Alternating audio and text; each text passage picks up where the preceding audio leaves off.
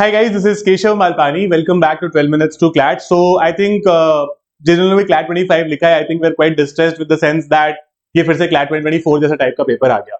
I'll tell you in this session कि क्या वो actually एक repeat था और was there certain things that were different from that paper to this paper. अब कई लोग बोल रहे हैं कि सर इतना पढ़ा था, ये क्या पैसेज में से क्वेश्चन उठा के दे दिए करंट अफेयर्स में से, right? So I'll try to make you guys understand as to what kind of paper this was. Was it an actual repeat and what to expect आगे जाके कि इसमें क्या होने वाला है. वन थिंग आई थिंक आप लोगों को बहुत क्लियर होगी कि इसमें ज्यादा अटेम्प्ट्स करने की वैल्यू बहुत ज्यादा थी. तो फिर अटेम्प्ट द पेपर थोड़ा सा अच्छा नंबर ऑफ क्वेश्चन अगर आपने किए हैं, that obviously keeps you at a higher pedestal, वो आपको काफी ज्यादा ऊपर डेफिनेटली ले जाएगा. ठीक है.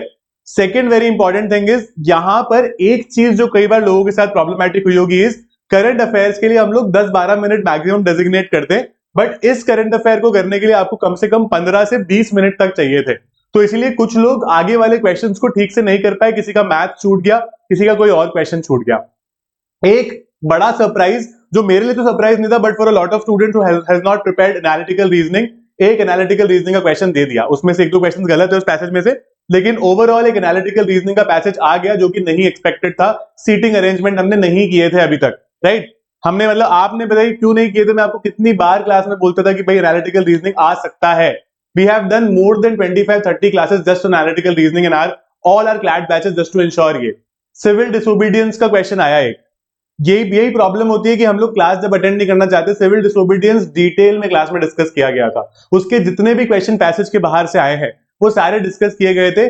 100% of the question in current affairs that have come out of passage, मतलब 50% क्वेश्चन पैसेज से, जो 50% बाहर से आए हैं, all of those questions were discussed in classes. चाहे वो ओलंपिक्स का पैसेज हो, चाहे वो ब्रिक्स का पैसेज हो. ब्रिक्स में तो चलो ठीक है, एक ही बाहर से क्वेश्चन आया था, ब्रिक्स तो ठीक है, डिस्कस करो मत करो, आपने मोस्टली सही आंसर कर ही दिया होगा. बट सिविल डिसोबीडियंस की अगर हम बात करें, है ना, या फिर कोई भी और जम्मू कश्मीर की हम बात करें, all those questions were discussed in class multiple times.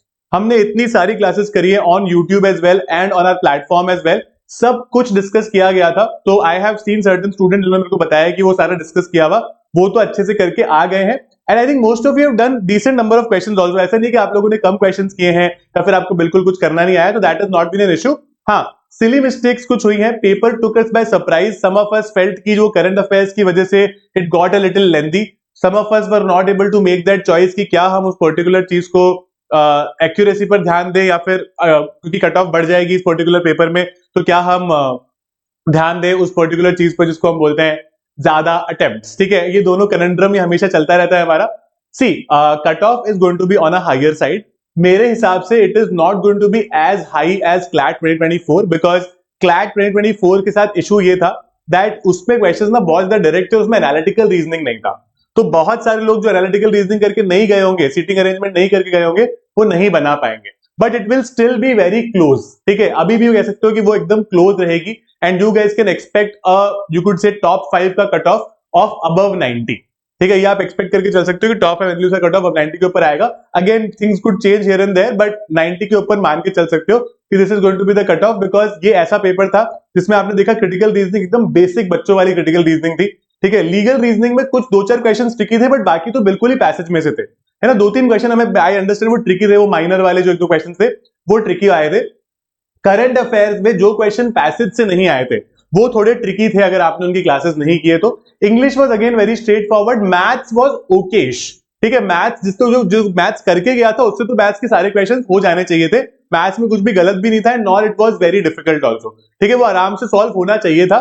उसमें I understand most of you made दो silly mistakes in question 119 and all. अब 119 अलग अलग सेट्स में अलग अलग होगा, बट हाँ, मतलब कुछ एक क्वेश्चन है जहां पर आपने कुछ लोगों ने गलतियां करी है.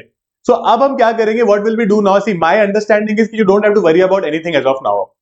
पेपर हो चुका है. जो लोग एलेट की तैयारी कर रहे थे, एलेट की तैयारी कर लो ठीक से. ठीक है, डू दैट प्रॉपर्ली. अभी कोई मतलब नहीं है कि खराब हो गया पेपर, नहीं आया सर, कम अटेम्प्ट्स हो पाए, जो भी रीजन था completely fine.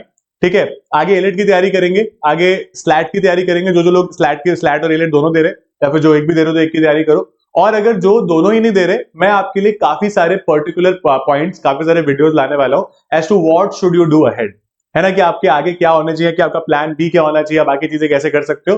So that is something I will surely be telling you and we will be moving forward with that particular thing. Don't worry guys, मैंने पहले भी कहा था कि I am here with you. है ना, मैं बस अब इस बार जिन जिन की गलती हुई ना, बस ये बात याद रखना कि जो बात आपको बताई जा रही है ना वो आपके फायदे के लिए बताई जा रही है। स्टैटिक जीके की हमने ऑलमोस्ट 30 क्लास करी थी प्लेटफॉर्म पे। क्यों करी थी वो 30 क्लासेस? स्टैटिक जीके तो इतना आता ही नहीं गया उसमें, लेकिन आ गया ना 5-6 नंबर का क्वेश्चन। ठीक है, that was the entire point of it. ठीक है, एनालिटिकल रीजनिंग की हमने कम से कम 25-30 क्लास कर ली है, उससे भी ज्यादा कर ली होगी, मुझे एग्जैक्ट नंबर भी नहीं पता इतनी करनी है। तो वही है वो, मतलब because those things are important, those things were important. आ गया एक क्वेश्चन क्लैट में, तो इसलिए you can't always take it for granted. Yes, I would give it to the CLAT consortium कि भाई ये क्या बकवास है कि आप पैसेज में से करंट अफेयर्स दे रहे हो, why do you call it current affairs? But उनका भी रिप्लाई हो सकता है ना कि हमने कभी भी लॉजिकल रीजनिंग सेक्शन को क्रिटिकल रीजनिंग नहीं बोला था, we always used to call it logical reasoning. तो व्हाई डिड यू अज्यूम कि 4 पेपर में अगर क्रिटिकल एनालिटिकल नहीं आया तो इस बार भी नहीं आएगा, राइट? तो इसीलिए guys we need to become more smart, we need to become accustomed to this kind of pattern, these kinds of questions, and we need to be ready for the worst case scenario. आप खुद सोचो, आपने बहुत बढ़िया paper किया but आपको analytical reasoning का question नहीं आया, कितना बड़ा ब्लॉट है। या आपको सिविल डिसोबीडियंस वाला क्वेश्चन नहीं आया, कितना बड़ा प्रॉब्लम है वो, right? So that is it, it's completely fine दो। अब तो पेपर हो गया है ना, तो बिल्कुल लेमेंट करने की जरूरत नहीं है, but we will definitely learn from our mistakes. I will come with a lot of sessions, ठीक है? Stay here, I will genuinely guide you for literally everything. Nobody is a failure today, ठीक है? ये बिल्कुल मान के मत चलना, nobody was a failure. The paper was of such kind of a, कह सकते हो कि क्वालिटी बोल लो या such kind of a nature, जिसमें आप थोड़ा ऊपर नीचे होना is completely fine. एटलीस्ट हमने क्लैट 24 के बाद देखकर हम शॉक तो नहीं हुए कि ये क्या पेपर है। हमने एक पेपर ऐसा देखा था, because it was quite close to CLAT 25 with some variations here and there, right? Last year जब जलियांवाला बाग का क्वेश्चन आया था, मैं 100% श्योर था कि ये फिर से कुछ ना कुछ फालतू का डालेंगे जो आप नहीं एक्सपेक्ट कर रहे हो। What has civil disobedience movement got to do with this year or anything? ना इसके साथ कुछ महात्मा गांधी का हुआ है, ना कुछ दांडी में कुछ बड़ा हुआ है, ना इसके 100 साल पूरे हुए हैं, कुछ भी नहीं हुआ है ना, बस दे दिया तो दे दिया, है ना? क्लैट है, उसकी मर्जी है, उनको लगता है कि इस पर्टिकुलर सेक्शन का नाम current affairs and static GK कर लेना चाहिए। ठीक है, तो कोई थोड़े से मिसमैचिंग है, but I am sure that you guys, you कुछ जो भी अच्छे अटेम्प्ट्स करके आए, you guys have a very good chance. जो अटेम्प्ट्स इन केस नहीं भी कर पाया, किसी वजह से प्रॉब्लम हो गई, इट्स कंप्लीटली फाइन। ठीक है, we will figure out a way कि आगे क्या कर रहे हैं। Multiple you could say different way जो आप यू कुड से अडॉप्ट कर पाओगे, and I will be there for you all the time. Stay tuned, और ज्यादा परेशान नहीं हो रहा है, ठीक है? ज्यादा रोना धोना नहीं करना है। We are mature enough, we will figure out our career and I will help you do that. ठीक है, my entire team will help you do that. I promise you that. ठीक है, all the best guys. I'll see you in classes. Don't worry about it at all. It's completely fine. ठीक है, I understand. बहुत इस point of time पे लगता है कि बहुत डिमोरलाइज लगता है कि यार 1 साल की मेहनत थी, किसी की 6 महीने की मेहनत थी, किसी की 2 साल की मेहनत थी। It's fine.